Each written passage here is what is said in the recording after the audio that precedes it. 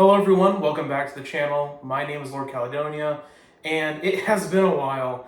I am trying to not have it be as long between uploads, but unfortunately life has gotten in the way and will continue to get in the way for the next couple months. So I'm going to try and sort of fix that by doing shorter content, like today's topic, hopefully. And by shorter, I mean like sub 30 minutes, hopefully.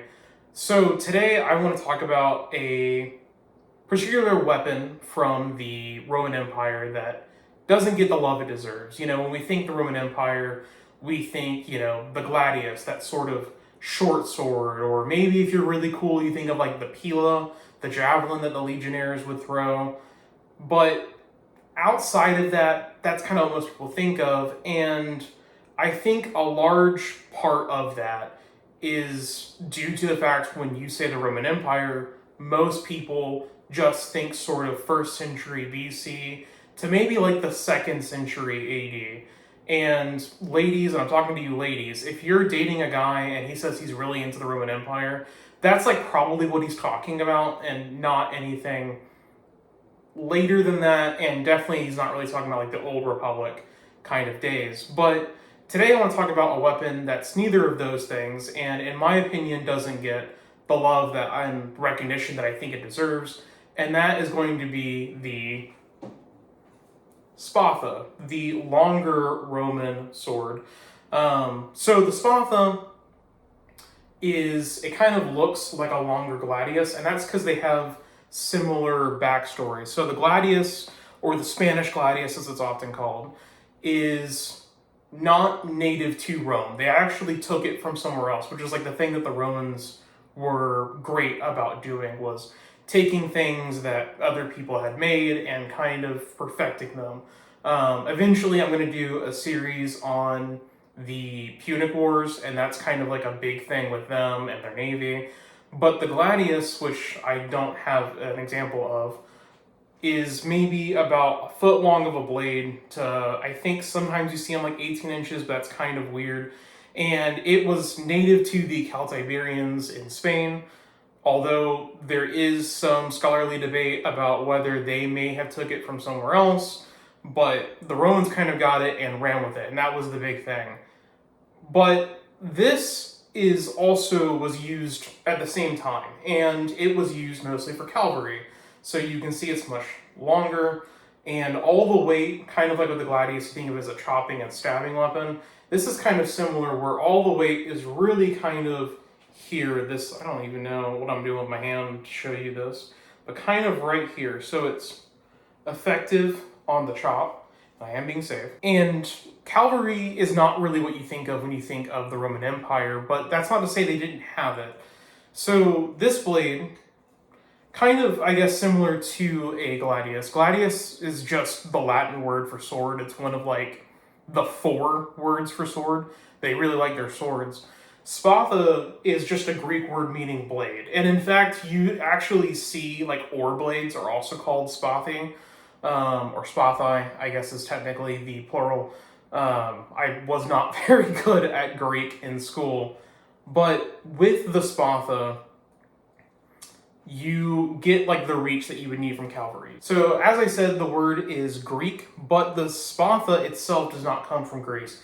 It is also originally a Celtic sword, and while the Greeks did use it for their cavalry, it's not really what you think of when you think of like classic Greece warfare. You think of the xyphos, that sort of short sword that like the Spartans used most famously, the cats going wild. You also tend to think of like the copus, which is like their cavalry sword. It tends to have like a horse face. But the spatha was used, and in fact, it was probably brought to Greece from the Celts that would raid into Greece and also Italy. So when the Romans were kind of developing their legions and moving from that typical hoplite warfare that you see in Greece over to more what we kind of think of, that legion kind of basis, they deployed their cavalry with swords like this. Now, the cavalry tended to not be in the forefront of conflicts. It was kind of used to sort of mop up, the remainders of the enemy after the battle had been over, or maybe to sort of strike really quickly at light armored opponents. I don't know why I had issues thinking the word opponents. But the Spatha would actually end up kind of outliving the gladius in terms of combat. So as time progresses and the Roman army starts to change, it starts to become more, I don't want to say diverse, but less reliant on native Italian soldiers and kind of more open to what we normally call the auxilia. And during the 3rd century crisis, as we kind of see this transition from the Roman Empire most people think of into the late Roman Empire, which if you watched my video on the Burning Empires Bannerlord mod, this is kind of where that sort of takes place afterwards. You see a transition to less stereotypical Roman weapons. And in fact, the Spatha ends up becoming the sword not only of the cavalry, but also of the infantry.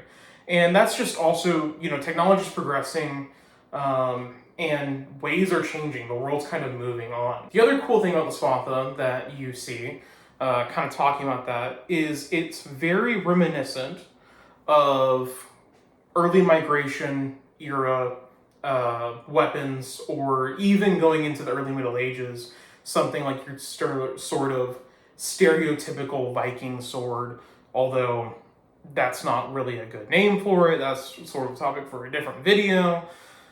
But I think the Spatha deserves some love. It's honestly one of my favorite weapons. This itself is based on a find from Poland, I believe it was, and this is a reproduction from Albion. It's a beautiful weapon, a beautiful reproduction of a beautiful weapon, and one that's not really talked about. And I think that's kind of a shame. So that's all I really have for you today. Kind of introduce you to something new, something, I don't know, kind of crazy. Hopefully I'm going to get more content like this out there kind of soon. Hopefully not as long of a wait as it has been, who knows. If you like this sort of content, whether it's these sort of shorter videos or the longer ones, please like, comment, subscribe. It helps the channel kind of get to new eyes. Please, I'm not anywhere else on social media, so you can't follow me anywhere else. But let me know if there's a topic in the comments that you want me to cover. Let me know if there's anything more I can do. I'm still trying to figure out the video and audio situations. This is testing something new, so it's also kind of why it's a shorter video. But I just want to talk about swords sometimes, or different arms and armor, and you can't really make that into like a 40-minute video, or at least I can't, not yet. We'll see, maybe in like a year or two I will.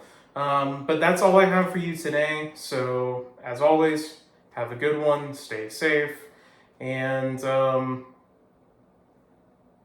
don't know, tell people about Spatha, I guess.